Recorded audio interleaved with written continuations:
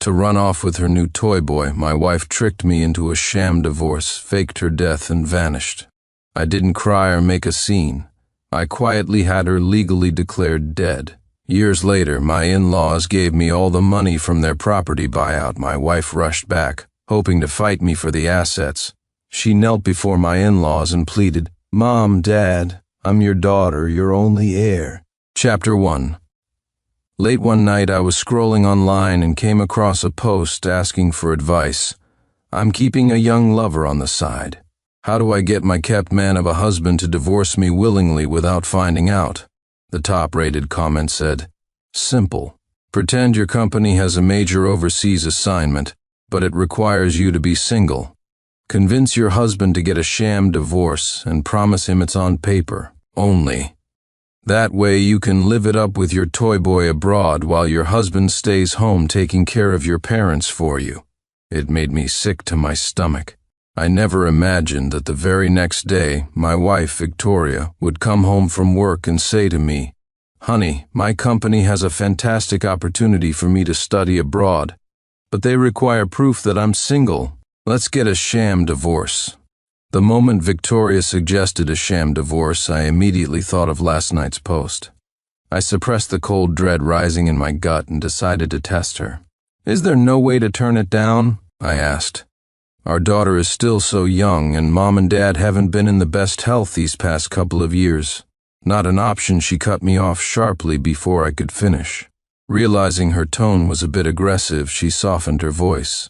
"This is a once-in-a-lifetime opportunity. 2 years of advanced training abroad, and I could come back and get promoted to manager. My annual income would at least double.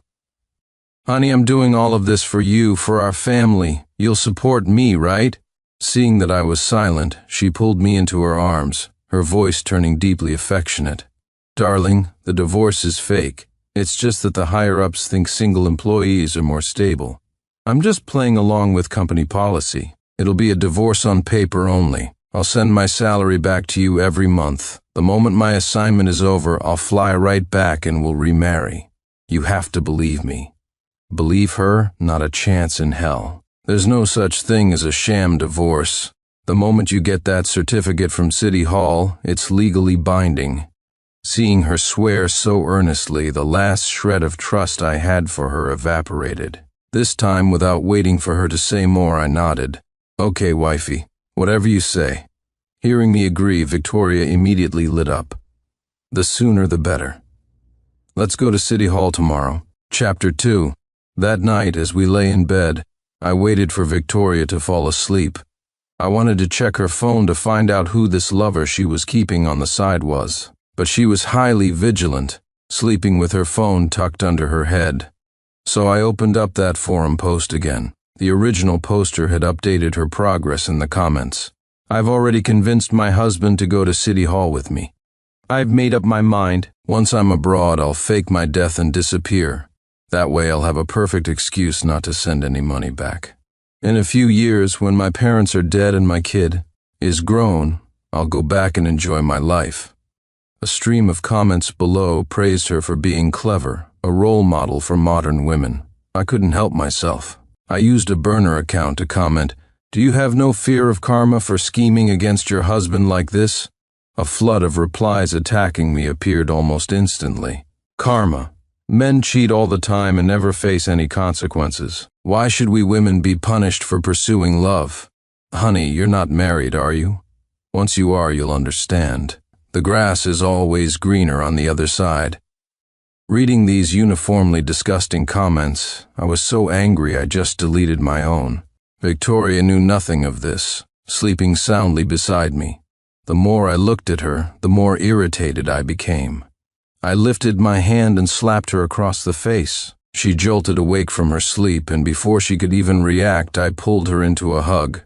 "Honey, were you having a nightmare? Don't be scared, I'm here." She touched her cheek, didn't feel anything unusual, and mumbled as she lay back down. "My parents passed away when I was young, and for years all I ever wanted was a family.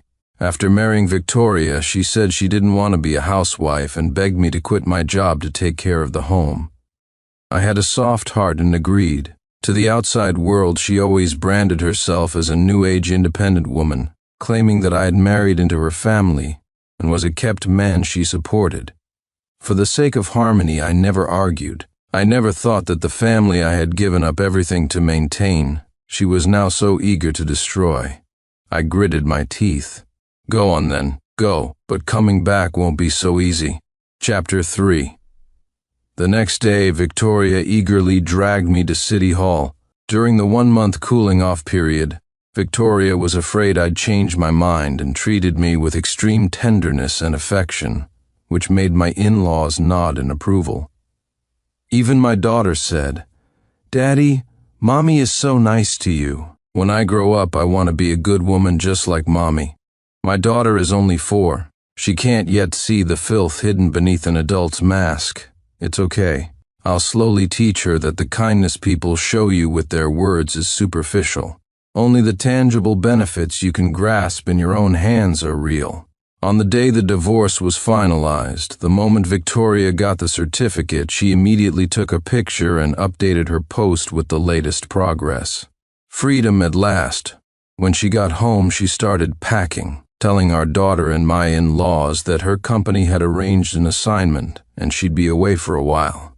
No one in the family knew we were divorced. As she was leaving, she gave me a hug at the door, the joy on her face impossible to contain. "Honey, after I'm gone, I'm counting on you to take care of Mom and Dad. When I come back, I'll give you the good life." I waved goodbye to her, feigning reluctance. It was only when I returned to the bedroom that I discovered she had also taken our joint bank card, which had $300,000 in it. I was about to call and curse her out, but on second thought, I let it go. That card only held a small portion of the money I'd saved over the years.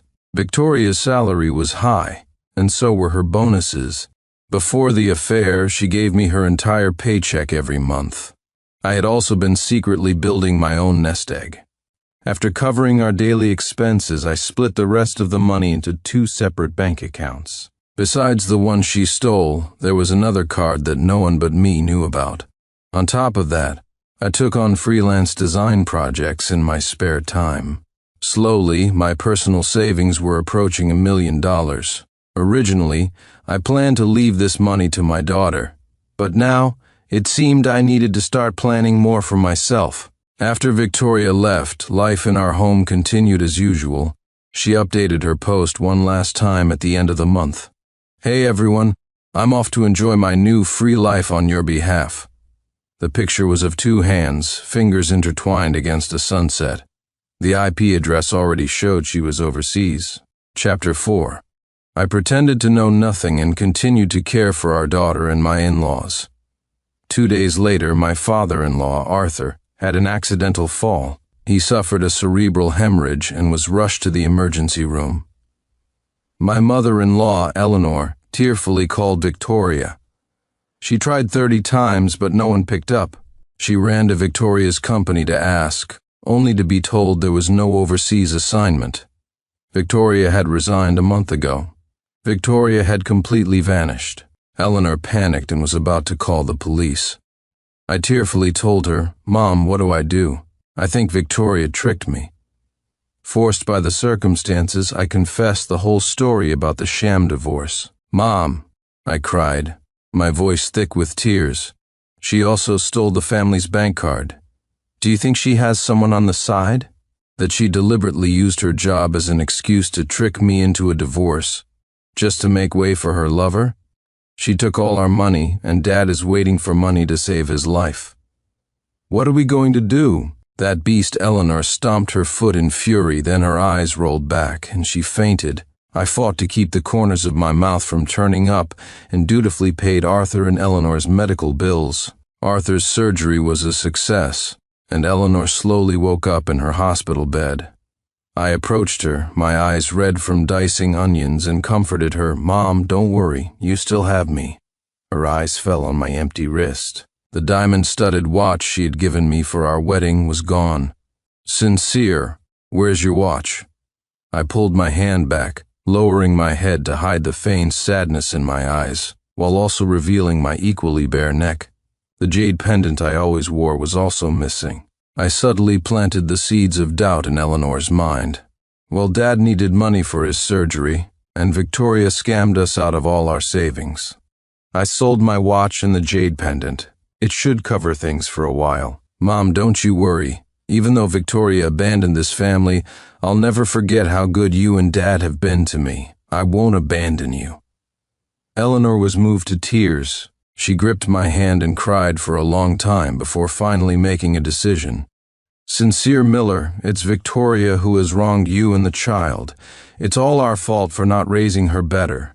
From now on, you are our real son. We'll just pretend we never gave birth to that monster, Victoria. I was blooming with joy on the inside, but on my face I wore an expression of profound gratitude. Mom, don't say that. You know I lost my parents when I was young. In my heart, I've always seen you and Dad as my real parents. Chapter 5. A week later, Arthur was discharged from the ICU and moved to a regular ward. I had only been gone long enough to go home and cook a meal. When I returned to the hospital room, both of my in-laws were looking at me with tears in their eyes. Eleanor pulled me over, took a bank card out of her pocket, and pressed it into my hand. Sincere, this is the retirement money your father and I have saved over the years. It's $800,000 in total. It's all yours now. Mom, I can't take this. I tried to refuse, but Eleanor just pushed the card more insistently into my hand. Actually, I was going to take this money out the day your father was hospitalized, but I didn't know you'd act so quickly, selling your watch to pay for his surgery. Son, take this money as compensation from us old folks for what Victoria did to you. You must accept it. Besides, didn't we agree? From now on, you're our real son. Parents giving their son some spending money, don't you refuse anymore. Eleanor spoke with such sincerity, and Arthur just nodded along with a few grunts of agreement. With things said so plainly, it would have been rude of me not to accept. See? I told you I hadn't bet wrong. A big reason I got together with Victoria in the first place was her family environment. Her parents were gentle, humble, and knew right from wrong. Whenever Victoria and I argued, they never took their daughter's side. Instead, they would always tell Victoria to rein in her temper. So, when I found out Victoria was cheating and planned to trick me into a sham divorce, I decided to slowly but surely replace her in her parents' hearts. Of course, I had my own selfish reasons for doing this. Arthur and Eleanor were both professionals in their youth and had hefty retirement pensions. I wouldn't have to worry about supporting them in their old age, and after they passed, they would even leave a considerable inheritance for me and my daughter. Several of their former colleagues and friends' children were now leaders in various important sectors. A child growing up in such a family would have plenty of resources to draw upon for her education and future career. If I had stormed off with my daughter in a fit of pique at the beginning, my meager savings would never have provided her with such a good environment. Only a fool wouldn't use the resources available to them. Victoria used to be the one who scoffed at such opportunistic behavior. Clutching the bank card in my hand, I laughed silently at her stupidity. Now, the parents, resources, and social connections she looked down on were all mine. Chapter 6. A month later, Arthur came home from the hospital. The after effects of the cerebral hemorrhage were quite severe. Although he was recovering well, he still needed persistent physical therapy. The role of a mother had been absent from this home for too long, and my daughter, Lily, began to sense something was wrong. I had no intention of hiding it from her. There might be other women in this family's future, but it would never be Victoria. Victoria's role as a mother was not irreplaceable. She was 4 now. She could understand many things. It might be a bit cruel, but it was better than being constantly shrouded in a beautiful false illusion. 3 years later, Lily was enrolled in the best elementary school in the city. Arthur had fully recovered, and now spent his mornings playing chess with the old men in the park. Eleanor joined a dance group in the mornings, bought groceries and cooked lunch, and then picked up Lily from school in the afternoon. I joined a tech company run by the son of one of Arthur's old colleagues, with an annual salary of around $300,000. This family had completely forgotten about Victoria's existence, but some people just can't stay dead and buried. Every now and then she'd pop up like a zombie. After so many years, the post Victoria had made was updated again. Still with an overseas IP, Victoria had left a new comment. Girls, after a few years abroad, I've realized that toy boys aren't all that special. I'm getting a little bored now. Any ideas on how I can get back to my husband and child? Chapter 7. Did she think my life was a marketplace? Come and go as she pleases? That evening after work, I sat down with Arthur and Eleanor to discuss it. The census worker from the community called me today. They said that since Victoria has been missing for 3 years, she can be legally declared dead. They asked when I was going to file the paperwork. I was a little nervous saying this. After all, she was their only daughter. What if they still held out hope? What if their hearts softened? To my surprise, as soon as I finished speaking, Eleanor pulled the family's official documents from a drawer and handed them to me. Are the government offices open tomorrow? Can you get the certificate done in a day?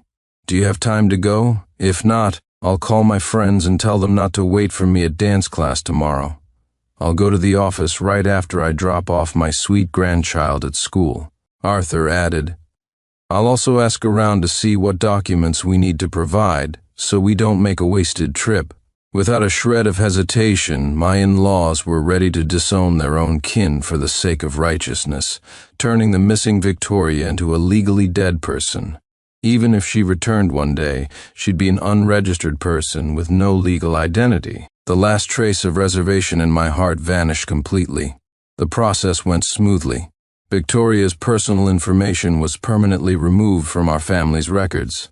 I also secretly had someone report and delete that zombie of a forum post. Good things come in pairs. Thanks to my outstanding work performance, I was promoted again at my company. The man everyone once scorned as a kept man had become an enviable, high-earning professional. In the 4th year of Victoria's disappearance, Arthur and Eleanor started to concern themselves with my personal life. I had originally resolved not to get involved in another relationship. At least not until my in-laws were gone.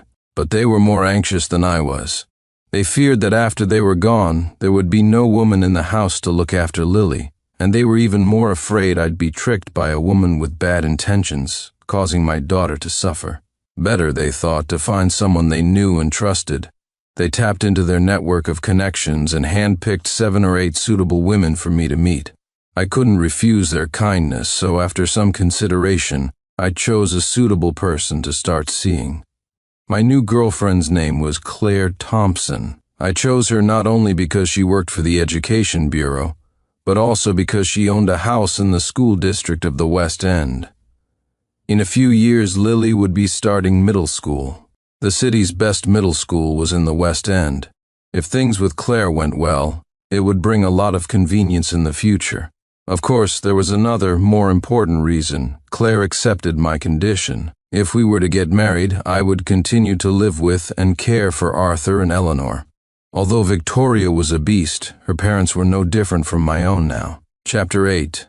6 years after Victoria disappeared, a new regional development plan was announced. The house we were living in was slated for demolition. In addition to the buyout money, we were compensated with 2 new properties. Arthur and Eleanor made the decision to give both properties to me and Lily, 1 for each of us. During the new year, Claire and I got engaged. Her house in the West End became our marital home. After the new year, the old house was torn down, and I moved with Arthur and Eleanor to the West End to prepare for Lily's upcoming middle school years. Eleanor was warm and outgoing, and Arthur was gentle and cultured. They quickly made new friends in the new neighborhood. Claire also moved in, treating my daughter as her own and my in-laws as her own parents. We had formed another perfect family. The maternal role that had been missing from our family was now filled by Claire. After discussions between both families, Claire and I set our wedding date for June. Just as the wedding approached, Victoria, who had been missing for years, suddenly returned. It was the day of our wedding rehearsal. Claire and I were at the hotel going over the details. Arthur, Eleanor, and Lily had come along, sitting in the guest seats, watching with great interest. Suddenly, the doors to the banquet hall burst open, and a frantic, crazed-looking woman stormed in. She rushed straight towards me, muttering something incoherent. Before she could get close, I kicked her, sending her flying. The hotel security acted fast, rushing in to remove her. As they grabbed her, she struggled and screamed. "Let go of me, Sincere Miller, you scumbag. How dare you cheat on me and betray me, Mom, Dad? It's me, it's Victoria. I'm back." I walked over, and through the tangled mess of her hair, I finally saw her face. It really was Victoria. I let out a ha and took 2 large steps back, my face a mask of undisguised disgust. "Aren't you dead?" Chapter 9. "I'm not dead, you are," she shrieked. "Sincere Miller, you just can't stand to see me do well, can you? You venomous, heartless beast, while I was away, you took over my family's property and now you're cheating on me and marrying another woman." Before she could finish, a loud slap echoed through the room. Arthur and Eleanor had appeared by Victoria's side at some point, and Eleanor had swung her arm and struck her across the face. "Mom?" Victoria clutched her cheek, stunned. "I'm your daughter. This man betrayed me. Why are you hitting me?" "Nonsense," Eleanor slapped her again with the back of her hand. "My daughter died a long time ago. Security, get her out of here. The nerve of some scammers trying to impersonate people." Victoria thrashed wildly, screaming and shouting. "Mom, it's really me. I'm not dead. Has that beast Sincere Miller been lying to you? I'm alive and well. How could I be dead?" This time she wasn't met with a slap, but with Arthur's stainless steel cane. Arthur brought the cane down hard on the back of her knees. Victoria's legs gave out, and she collapsed to the ground with a sickening thud. "You're not dead? If you're not dead, why didn't you come home all these years? Why didn't you contact your family? When I was lying in the hospital on the brink of death, why didn't you answer my calls? Why did you use your job as an excuse to trick Sincere into a divorce? And why did you steal the family bank card?" With each question, the color drained further from Victoria's face. By the end, she was staring at the floor in shame, unable to utter a single word of rebuttal. Arthur berated her mercilessly, finishing with a sharp crack of the cane across her back. "Bah, you heartless creature, I've long considered you dead. Get out of here. Now don't ruin Sincere's big day." Victoria stared up at us, her eyes wide with disbelief, still kneeling on the floor. "Dad, Mom, what kind of spell has Sincere Miller cast on you? I'm your daughter. You're kicking me out for a man you're not even related to by blood? When you're old and can't even walk, we'll see who takes care of you." Then Eleanor spat directly at her. "If we had to rely on you to take care of us, your father and I would be better off finding a rope and ending it ourselves." Chapter 10. On her parents' orders, security forcibly dragged Victoria out. As she was being hauled away, she pointed a finger at me from a distance, calling me a fraud and threatening to call the police and have me arrested. I just stood there with my arms crossed, watching her with a smile. It took Arthur and Eleanor a while to catch their breath and calm down. They turned to comfort me. "Sincere, don't listen to her nonsense. In our hearts, she's been dead for years. Now, you're our only son." Lily made a little fist and said playfully, "Daddy, I'll protect you. If that bad woman comes back, I'll help you beat her up." Claire apologized profusely. "Mom, Dad, Sincere, this is all my fault. I thought since it was just the rehearsal, we didn't need to arrange for security." That's how she managed to sneak in. "Don't worry," she added. "Tomorrow, I'll make sure the hotel doubles its security. I'll make absolutely certain that no irrelevant person shows up at our wedding." The entire family was on high alert against Victoria. Claire was true to her word. The next day, not only did the hotel beef up its security, but she also hired a team from a private security firm to patrol the hotel's perimeter in every corner. They were given a picture of Victoria and told to watch out for her. Victoria tried every trick in the book to sneak into the wedding and cause a scene, but she was identified by security and forcefully removed every time. Furious, she could only stand on the street opposite the hotel, screaming curses in its direction. "Sincere Miller, you just wait. I'm going to sue you. I'll expose everything you've done." I didn't pay her threats any mind. Victoria was a legal non-entity now. Even if she went to a lawyer, no one would take her case. After the wedding, I threw myself back into my busy work schedule. During a lunch break, a colleague was laughing as he shared some office gossip. "I was watching a lawyer's live stream last night and this woman called in for a consultation. She said she wanted to sue her husband for misappropriating her assets. But after the lawyer asked a few questions, it turned out the woman had tricked her husband into a sham divorce to run off with her toy boy, faked her death, and then heard her family's house was being bought out by the city. She wanted to come back for a piece of the pie, only to find her husband had remarried and her parents had disowned her. What a drama. After my wife faked her death and fled the country, I remarried and took her parents with me. It's more outrageous than a novel. I nearly died laughing. Everyone in the office was laughing. A thought struck me. Wasn't that exactly what happened to me? I clicked the link my colleague had shared in the group chat. Sure enough, it was Victoria, Chapter 11. Victoria was an unregistered person now. She had tried to find a lawyer, but no one would take her case, so she had turned to a lawyer's live stream online. She probably thought her story would garner sympathy from netizens, maybe even sway public opinion in her favor. She didn't know that in the past few years the country's economy had boomed, and people's standards and awareness had risen significantly. I scrolled through the comments. Most people were calling her a scumbag. Others were laughing at how she had self-destructed and lost everything. That evening, as I was leaving my office, Victoria suddenly darted out from the side. "Sincere Miller," she grabbed my arm, her expression hesitant. "Let's talk." I glanced at my colleagues who were throwing curious looks our way. I really didn't want my dirty laundry aired in public. This isn't the place to talk. I found a nearby cafe, conveniently located right across the street from the police station. The owner was also a friend of Claire's. Mainly, I was afraid Victoria might suddenly snap and try to hurt me. When she saw the police station, Victoria's face turned green. "I don't think we have anything to talk about," I said. "We're already divorced. I have a new wife now. To me, you're nothing but a stranger." Victoria shot up from her seat, her eyes red. "Sincere Miller, don't be so cruel to me. But we had an agreement divorced on paper. Only we were supposed to remarry when I got back.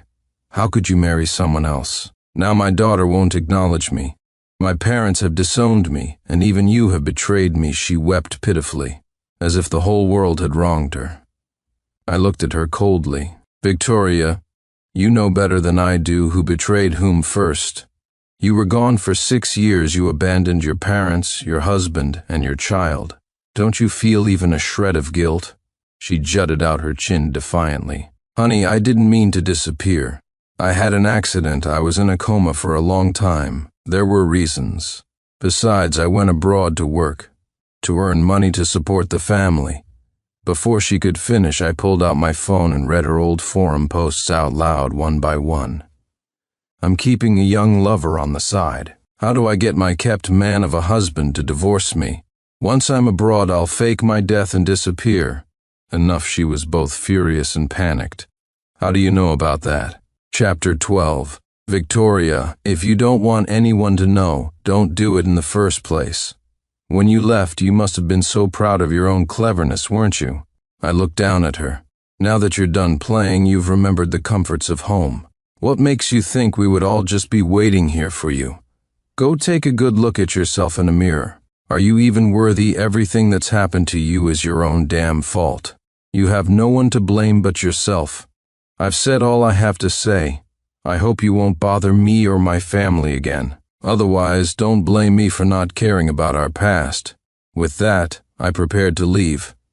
There was no point in getting further entangled with someone like her. To my shock, Victoria dropped to her knees in front of me with a thud, spreading her arms to block my path. "Honey, I was wrong. I was wrong all those years ago. I shouldn't have lied to you. Please, can you give me one more chance?" she cried miserably. "My parents don't want me. My child won't acknowledge me. I only have you left, honey." Her repeated cries of honey made my stomach churn. I couldn't help it. I gagged on the spot.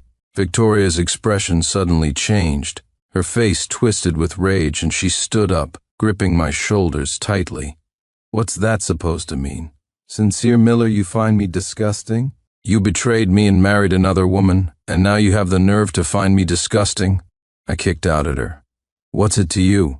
Get off me the next second. She pulled a fruit knife from behind her back and lunged at me with a scream. Sincere Miller, you made me lose everything. A beast like you doesn't deserve to live. Go to hell. Before she could even get close to me, I grabbed a cup from the table and smashed it over her head. While she was stunned, the cafe owner flew in from behind and kicked her, sending her sprawling. Victoria lay on the ground, dazed and confused. Before she could even process what had happened, the owner had her restrained and was marching her over to the police station. See? I told you being close to the police station was a good thing. By the time Arthur and Eleanor received the news and rushed to the station, Victoria and I had both given our statements.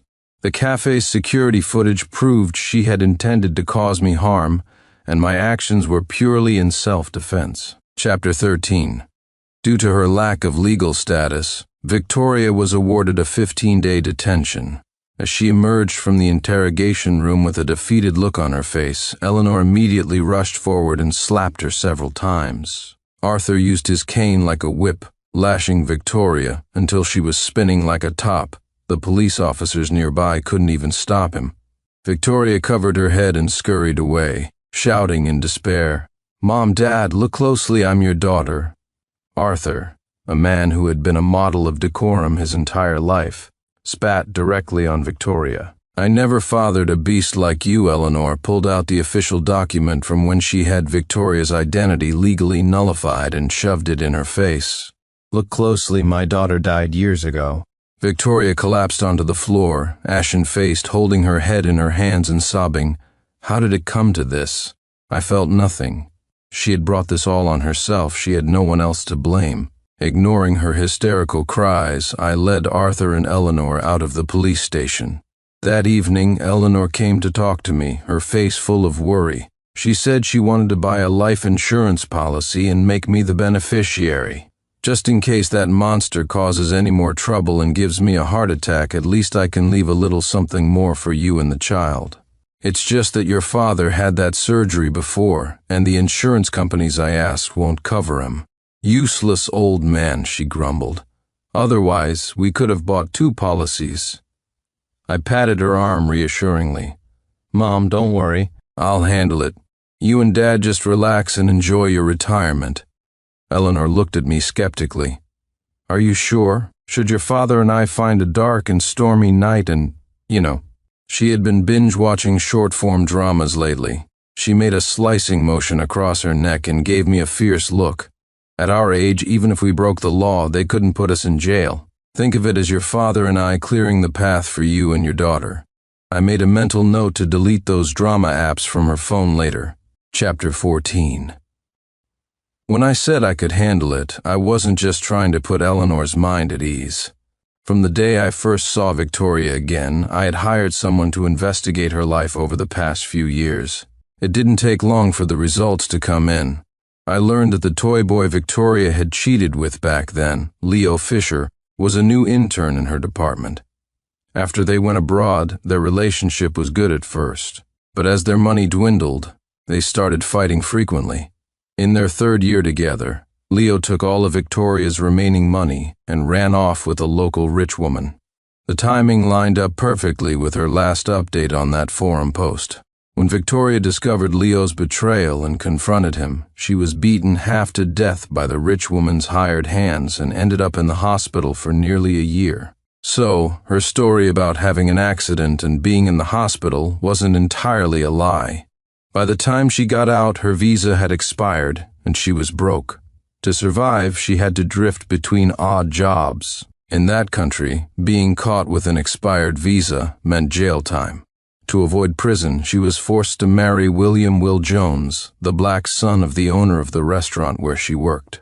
She became a cross-country bride and got a green card. A year later, she even had a son with him. Then she stumbled upon an old demolition notice online from back home and realized her family's old house had been bought out years ago, but she hadn't received a cent. Her life abroad was worse than a dog's. The more she thought about it, the more resentful she became. So, she stole money from her new husband and snuck back into the country on a fishing boat. When I saw the photos and information the private investigator sent back, I almost burst out laughing. No wonder Victoria looked like a homeless person that day, reeking of fish. Since she was already married with a family abroad, it was probably for the best to send her back to her husband as soon as possible. Using the contact information at the bottom of the email, I got in touch with Victoria's American husband. 2 weeks later, on the day Victoria's detention ended, she had just stepped outside when a large hand grabbed her by the ear. Her eyes widened in disbelief at what she saw. Her black husband, Will, had traveled all the way from the U.S. to find his missing wife. He was tall and powerfully built. With one slap, he knocked out one of Victoria's teeth. In his hands, Victoria was like a helpless chick, unable to fight back. A police officer nearby tried to intervene, but I stopped him. "International couple, you know," I said smoothly. "Just a little disagreement. It's normal. I'm sure they can resolve it themselves."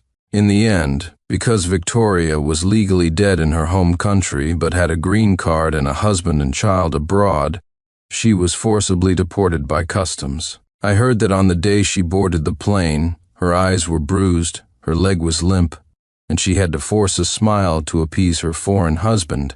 After all, she couldn't stay here anymore.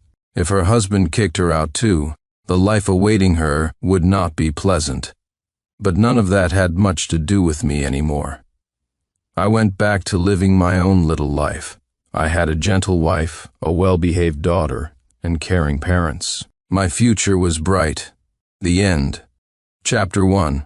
I was the company's top salesman, but I never clocked in or out, and I rarely showed my face in the office. 2/3 of the employees had never even seen me. Yet, I had single-handedly propelled our sales to #1 in the industry, leaving everyone else in the dust. Who would have thought that on the day year-end bonuses were handed out, the new sales director would fire me, citing the bad luck of me stepping into the office with my left foot first. When I demanded to know on what grounds, he sneered. "On the grounds that I'm the future master of this company, you just got lucky and closed a few big deals, all thanks to the company's client list. Let me tell you, Sincere Sterling, whoever the company decides to throw its resources behind becomes the top salesman." I laughed. They only saw me not punching a clock. They never saw the endless days and nights I spent on the road, painstakingly maintaining client relationships. The truth is, in this industry, people trust Sincere Sterling, not the company's brand. I immediately called my wife. "Since when did you get a new husband behind my back?" On the other end of the line, Victoria Bishop's voice was laced with confusion. "Sincere? What are you talking about?" Before she could finish, Ethan Donovan snatched the phone from my hand. His tone instantly shifted to one of gentle grievance. "Victoria, you have to come quick. Sincere is causing a scene at the office." I heard Victoria's voice immediately fill with concern. "I'm on my way." Click. The line went dead. A wave of relief washed over me. It seemed my wife was still worried about me. This Ethan Donovan character was probably just trying to stir up trouble between us. I stared at Ethan and said coldly, "Do you have any idea this company belongs to my wife? What right do you have to fire me?" Ethan let out a confident, derisive laugh. "Of course I know this is Victoria's company. In fact, she's the one who hired me as the sales director with a handsome salary." He leaned in closer, his voice low and full of smug pride. "Victoria and I have been childhood sweethearts for 20 years.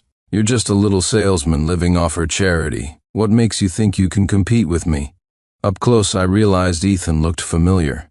I'd run into him once while meeting a client. He was working as a gigolo in a nightclub, being kept by a rich old woman, spinelessly nestling in her arms as he poured her drinks.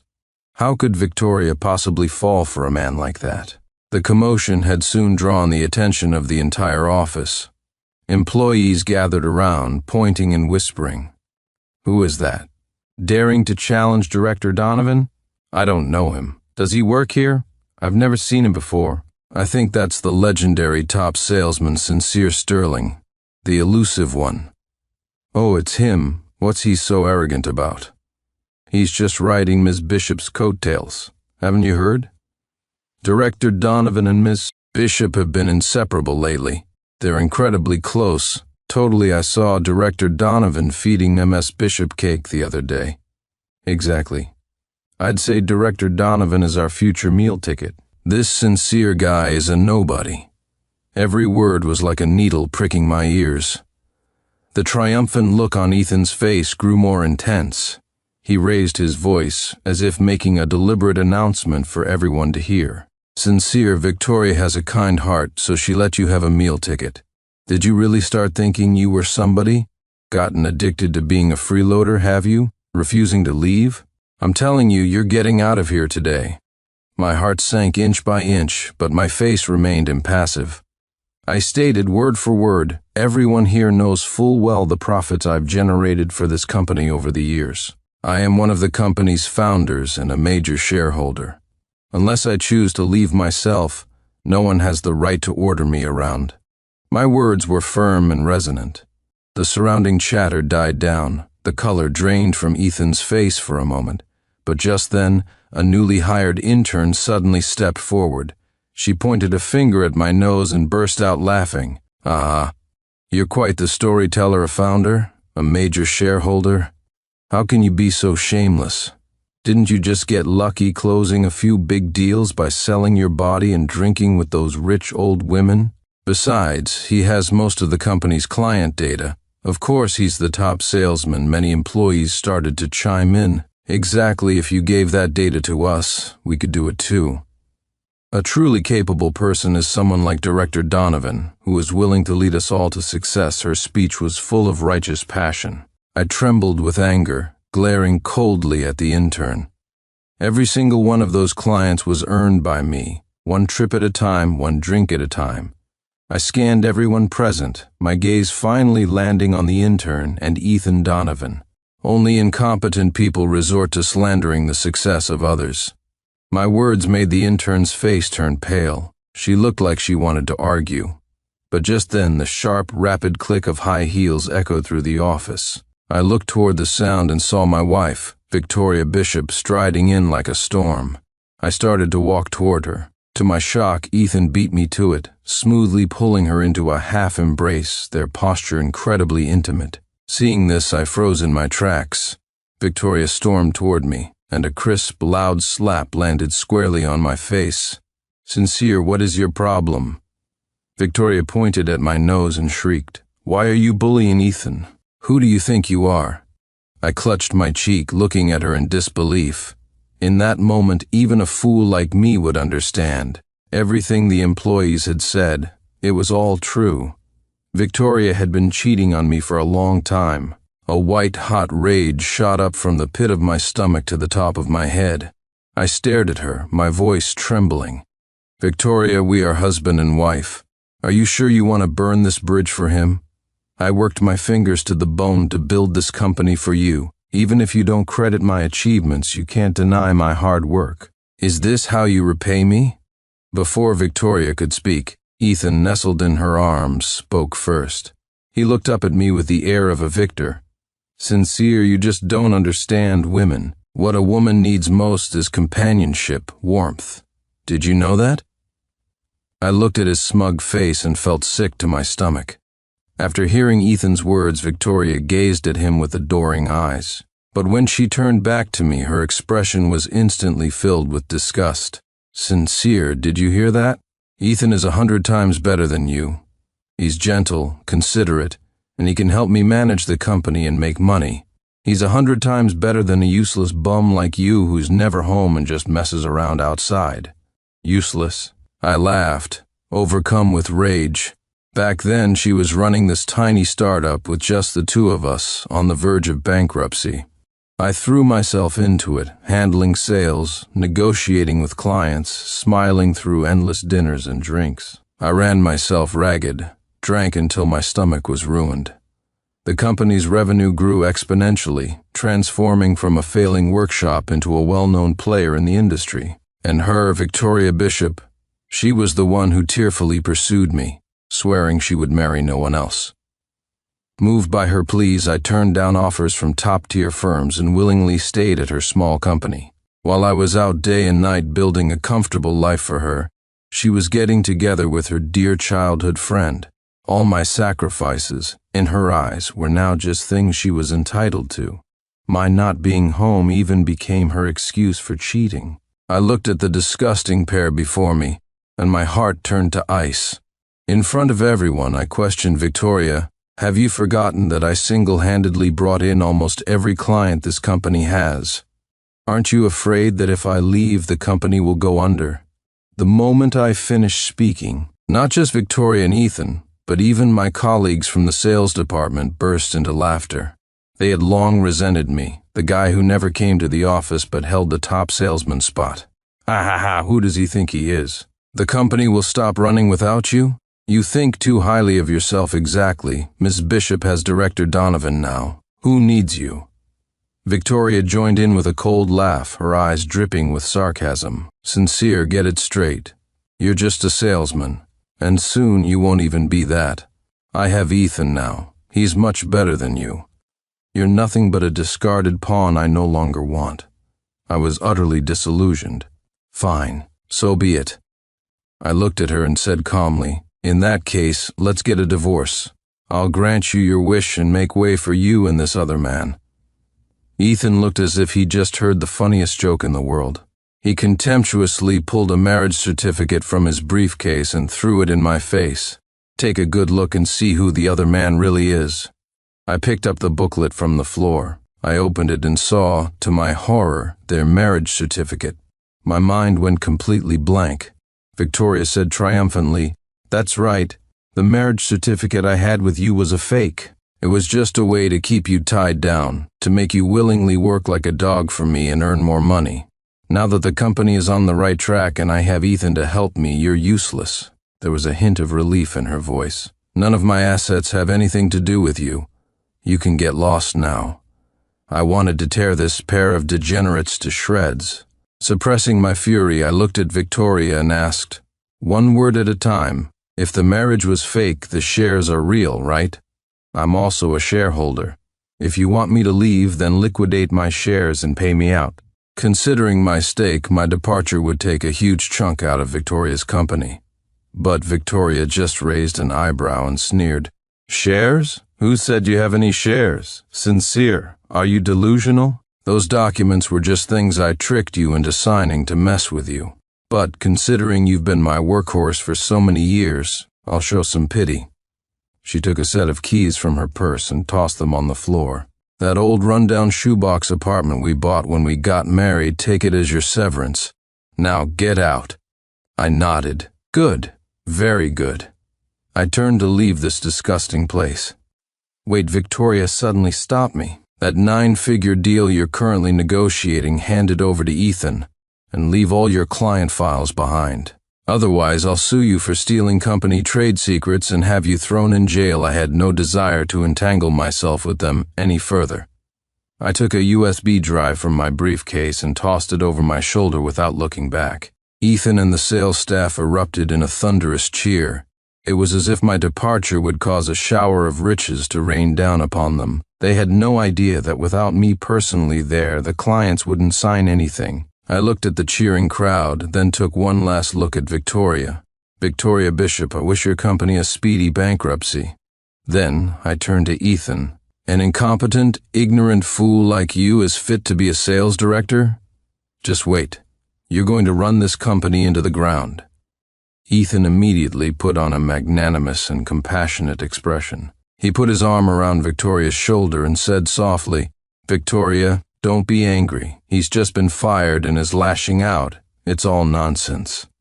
Victoria, however, looked at me with an air of arrogance and spat out a threat. "Sincere, you're just jealous. Ethan is 100 times more capable than you. Everyone just wait and see how a real top salesman is made." I smiled. "Fine." I was very interested to see how this incompetent empty suit she'd hired at great expense would become the future top salesman. Victoria handed over complete control of the company's sales operations to Ethan. As for herself, she went back to her old routine, checking employee attendance logs, and then spending her days flaunting her relationship on social media. She had probably long forgotten that the only reason she could move from a 300-square-foot rundown dump to her current 2,000-square-foot luxury condo, the only reason she could spend exorbitant amounts of money on useless luxury goods just to display in her home, was all thanks to me, Sincere Sterling. Built one drink, one contract, one deal at a time. I gave myself a week off. That week my phone nearly exploded. It was a constant barrage of calls from headhunters and CEOs of major corporations. They all made incredibly tempting offers, desperate for me to join them. Among them was Victoria's biggest rival and the true leader in the industry, Shenghua Group. The president of Shenghua Group, Helena Marshall, called me personally 3 times. The terms she offered were impossible to refuse. Sincere, come to Shenghua. I'll give you 50% of the group's shares. You won't be my employee. You'll be my partner. You and I will run the whole of Shenghua. I accepted Helena's invitation, but I never expected that on my first day at Shenghua, Victoria would show up at the front door with Ethan spoiling for a fight. Helena was in the lobby with all the company executives, lined up to give me a grand welcome ceremony. Before she could even start her welcome speech, Victoria's shrill yelling echoed into the building. Sincere Sterling, you ungrateful backstabber, haven't you had enough of being a freeloader? You deliberately jumped ship to my rival just to humiliate me and steal my business, didn't you? She pointed her finger at my nose, screaming like a shrew. Ethan stood beside her, adding his own snide remarks. Sincere, you should know better than to burn your bridges. For a grown man to be so ruthless, you have no shame. I smiled calmly. Ms. Bishop, Director Donovan, if I recall correctly, you said that whoever the company throws its resources behind becomes the top salesman. I'm just a useless piece of trash, a discarded pawn you kicked out. Now that I'm gone, what threat could I possibly pose to you? So why are you two so nervous? My words made Victoria and Ethan's faces turn incredibly ugly. Just then, Helena Marshall stepped forward. She was tall, with a commanding presence. A single glance from her was enough to diminish Victoria's bluster by a third. Ms. Bishop, I am currently holding a welcome ceremony for Shenghua Group's new CEO president.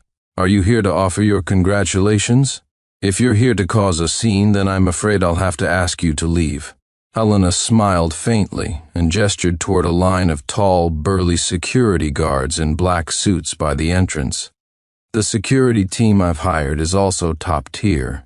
After all, unlike some people, I don't have such poor judgment that I'd mistake a fake for a pearl. She paused, then added, Oh, and by the way, we don't have so many rigid rules at Shenghua Group. Sales staff are not required to punch a clock. As long as they generate profit for the company, I don't care where they spend their time. Every one of Helena's words was like a slap across Victoria's face. Victoria's face turned the color of liver. She was trembling with rage but didn't dare to actually cause a scene on Shenghua's turf. In the end, all she could do was throw out one last threat. CEO president? Him? He's just a salesman. Helena, don't get too cocky. My company will thrive without him. We're about to sign a 9-figure deal. You just wait and be jealous with that. She seemed to feel she'd regained a shred of dignity. She grabbed Ethan and stormed away in a fluster. Watching their retreating backs, I turned to Helena and said, That 9-figure deal? They won't be able to sign it. Don't worry. Helena looked at me, not asking for any explanation. She simply smiled and said, I trust you. After joining Shenghua, it only took me 1 week to sign 3 separate deals, each worth tens of millions in profit. Many of my old clients, upon hearing I had moved to Shenghua, contacted me on their own initiative. They were willing to pay penalties to terminate their contracts with Victoria's company and sign with me instead. Dinners, meetings, one after another. Shenghua Group's performance skyrocketed at a terrifying rate. Meanwhile, things were reportedly not going well for Victoria. After Ethan took over the sales department, he hadn't closed a single deal. He had impatiently called every contact on the client list I'd left behind, managing to offend more than half of them. They either hung up on him immediately or asked one simple question, "We're sincere." I heard that after facing constant rejection, he started taking his frustrations out on the employees. Ethan began to obsessively monitor attendance and performance metrics. 1 minute late meant a 500 deduction. If you failed to meet the impossible sales targets he set, not only did you lose your base salary, but you ended up owing the company money. For a time, the office was filled with panic and resentment. In just 2 weeks, 2/3 of the sales department quit. Even Shenghua Group received several resumes from employees at Victoria's company. Victoria finally seemed to realize that money was only flowing out of the company account, not in, and the well was about to run dry. She started to panic. One day, an old client of mine, Mr. Windsor, invited me to dinner. Mr. Windsor was the biggest partner in our industry, with the highest demand. Previously, a single order from him was enough to support more than half of Victoria's company. When he heard I had moved to Shenghua, he didn't hesitate for a second. He immediately terminated all his partnerships with Victoria's company. Then he called me personally to arrange this dinner, wanting to sign a new, even larger contract with me. And this contract was the very same 9-figure deal Victoria had been boasting about in front of Shenghua's office. Mr. Windsor and I were in a private room, having a great conversation. After a few drinks, the contract details were more or less finalized. Just then, the door to the room was violently thrown open. Victoria and Ethan burst in, their faces contorted with rage. It was clear they had been having a rough time lately. Victoria had dark circles under her eyes, her face devoid of its former radiance. Ethan also looked haggard, his hair a mess. Victoria rushed at me like a madwoman. "Sincere, you despicable creep, you stole my deal," she hurled abuse at me, her words foul and unbearable. Ethan, on the other hand, immediately plastered on a fawning smile, sidled up to Mr. Windsor, and personally poured him a drink. "Mr. Windsor, did we do something to displease you? You're a magnanimous man. Please give us another chance. We promise to show you our utmost sincerity then." He pointed at me and began to slander me. "Mr. Windsor, don't let him fool you. He's just a social climbing freeloader who's an expert at cutting corners. A man like him, who steals business from others and has no business ethics, is not to be trusted." But who was Mr. Windsor? He was a veteran shark of the business world, who'd been navigating these waters for decades. He didn't give Ethan the time of day. He set down his glass and looked at them coldly. "First, I never signed a formal contract with your company, so there's no such thing as sincere stealing a deal. Second, who I choose to partner with is my decision, and it's not for you to dictate. Third, I was the one who actively sought Sincere out. In this industry, I do business with him, the man. Wherever he is, that's where my business is. I have complete confidence in him." Mr. Windsor's words were like daggers to the heart. The color drained from Victoria and Ethan's faces, leaving them deathly pale. But they still wouldn't give up. Victoria forced a smile that was uglier than a grimace and said to Mr. Windsor, "Mr. Windsor, we were in the wrong this time. We apologize. Look, even if business doesn't work out, goodwill remains. We've worked together for so many years. Please, just give us one more chance. Let us treat you to a meal, all right?" They were trying to leverage their past relationship to get another shot.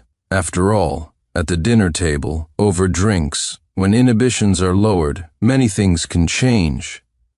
Mr. Windsor frowned. I discreetly passed him a glass of detoxifying tea, signaling that the decision was his. Perhaps out of consideration for their many years of past partnership, Mr. Windsor finally relented. "Fine. Tomorrow night, 7 o'clock, same place."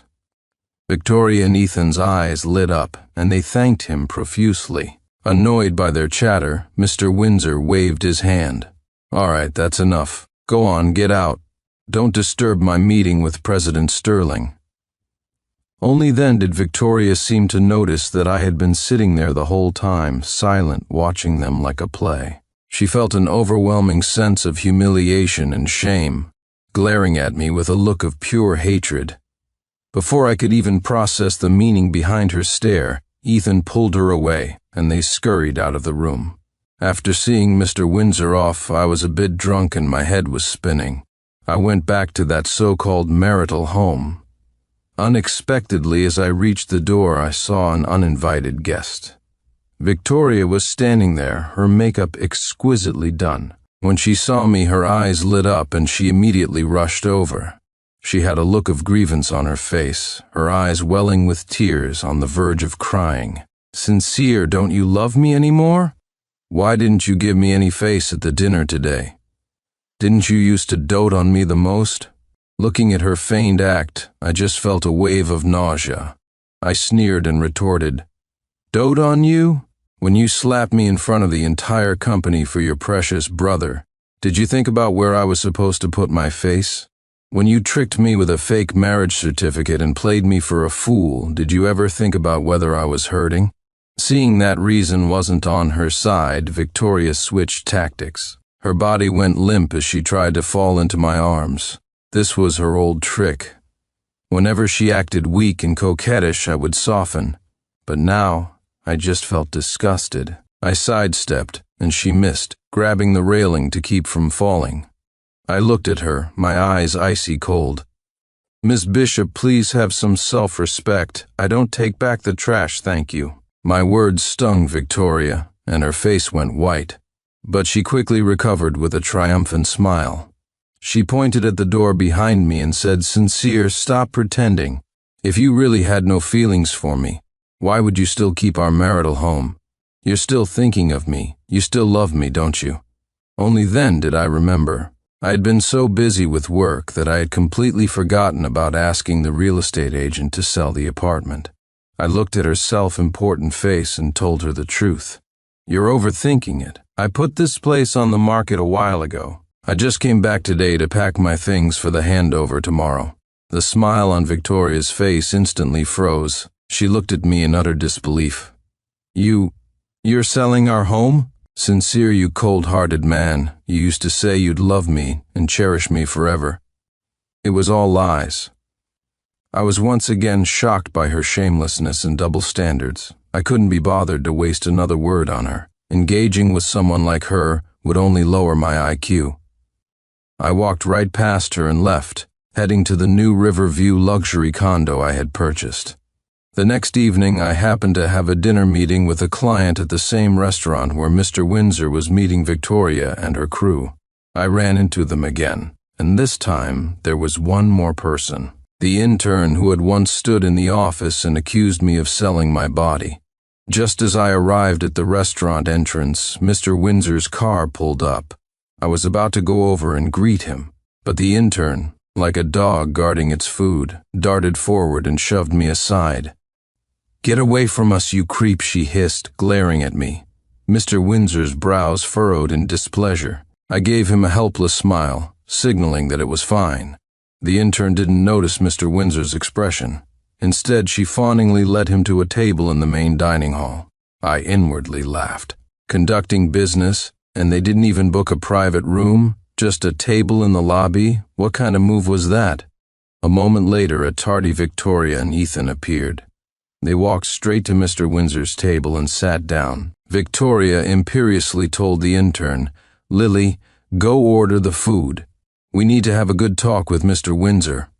I saw Mr. Windsor's hand, which had been reaching for the menu, pause mid-air before he silently lowered it. My client hadn't arrived yet, so I wasn't in a rush to go to my private room. I found a discreet spot on the second-floor corridor and settled in to watch the show. Downstairs, as soon as Victoria and Ethan sat down, they eagerly started pouring wine for Mr. Windsor. They didn't even wait for the food to arrive before getting straight to the point. Victoria began boasting about their company's recent brand upgrades. Ethan, beside her, recited their product advantages like he was reading from a script, but it was obvious that everything they said was just empty, unappealing jargon from a brochure. Mr. Windsor looked extremely impatient, shifting restlessly in his chair. Victoria didn't notice and kept pushing wine on him. "Mr. Windsor, you have to try this wine. It's a private vintage from abroad. I brought it especially for you." Mr. Windsor finally snapped. He slammed his glass down on the table with a loud thud.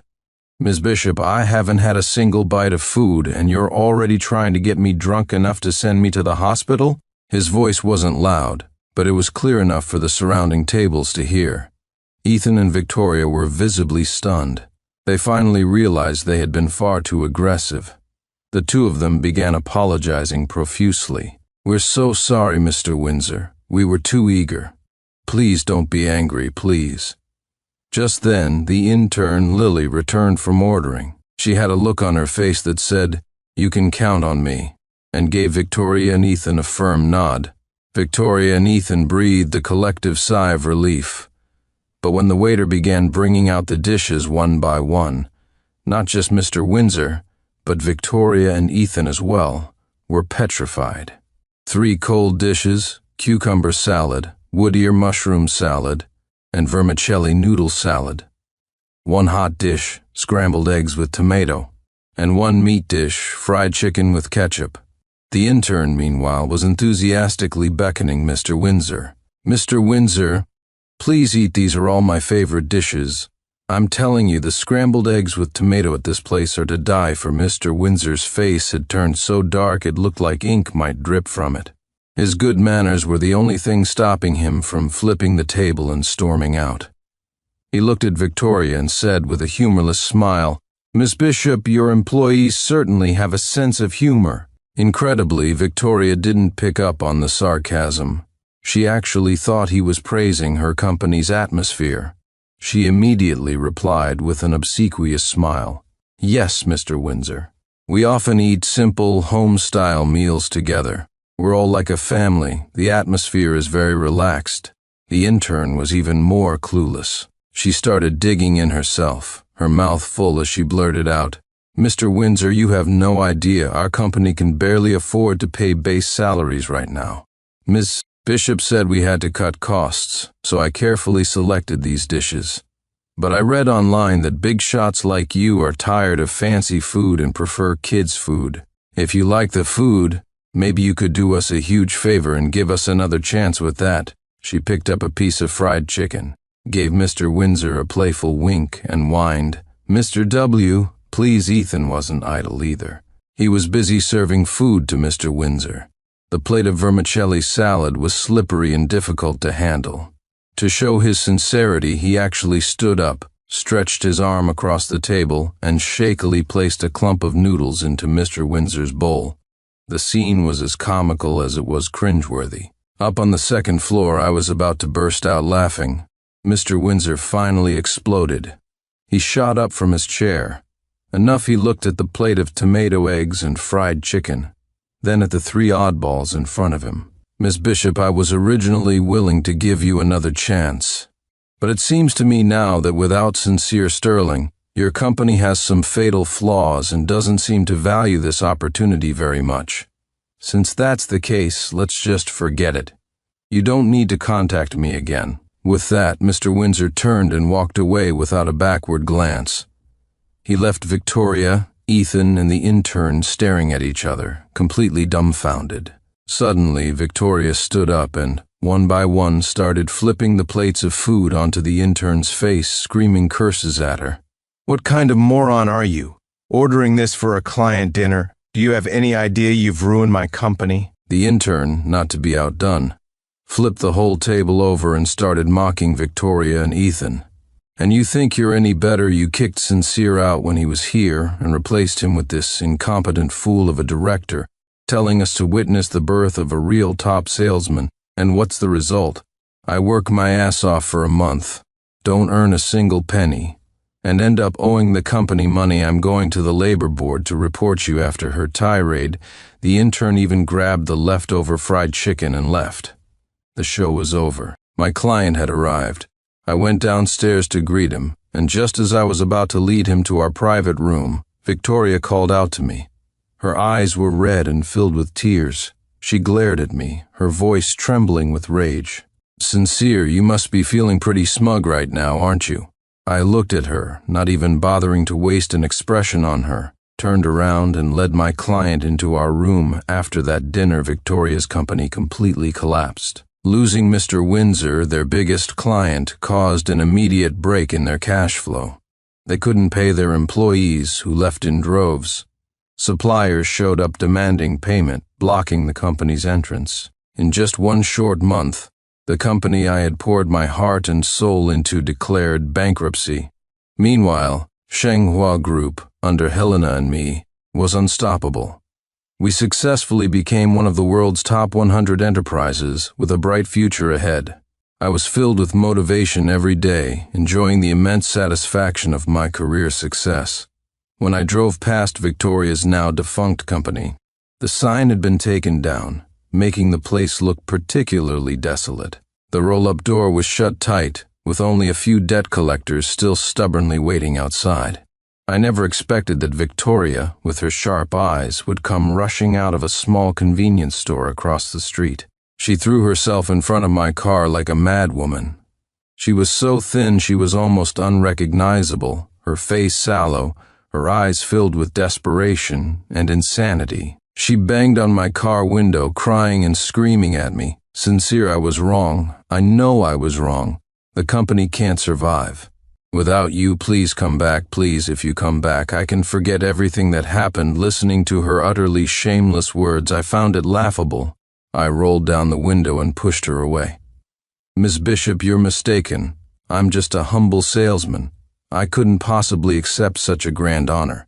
You should stop putting me on a pedestal. Seeing that I was unmoved, she threw out a new offer. Sincere, if you come back, we'll get married. I'll give you the company. No, I'll give you everything. All the shares will be yours. I laughed. I looked at her as if she were a clown performing a clumsy act. Victoria, I came by today because I wanted to see what a wreck you stupid fool, had made of the company I personally built. It seems the result is even more spectacular than I imagined. I used to love you, so I was willing to give you everything. But now, I don't love you anymore. In fact, I find a cheating, foolish, and clueless woman like you utterly repulsive. Do you really think there's a single thing about you now that I would find even remotely appealing? My words completely shattered her final fantasy. Victoria stood as if struck by lightning, trembling all over before collapsing to the ground. She finally understood that I was truly never coming back. Later, I heard some news about her. That Ethan Donovan character ran off with the last of her money after the company went bankrupt. When Victoria went to find him, she discovered he wasn't some elite professional back from overseas. He had returned to his old trade, working as a gigolo in a nightclub. What shattered her completely was discovering she was pregnant, and during a prenatal checkup, she was also diagnosed with an incurable STD. The next time I saw her, it was on a local news report about her end. The report said a woman with the surname Bishop had stormed into a high-end club and gotten into a violent altercation with a male employee. They had attacked each other, screaming vicious curses, each blaming the other for all their misfortunes. In the end, Victoria Bishop died at the scene from dozens of stab wounds, and Ethan Donovan was sentenced to life in prison for intentional homicide. I turned off the morning news on the television. Sunlight streamed through the floor-to-ceiling windows, filling the entire living room. Helena Marshall walked out of the kitchen with an elegant breakfast and handed it to me. "What are you watching so intently?" I took the sandwich she had made and took a bite. "Nothing. Just watching a comedy." Outside the window, a brand new day was dawning.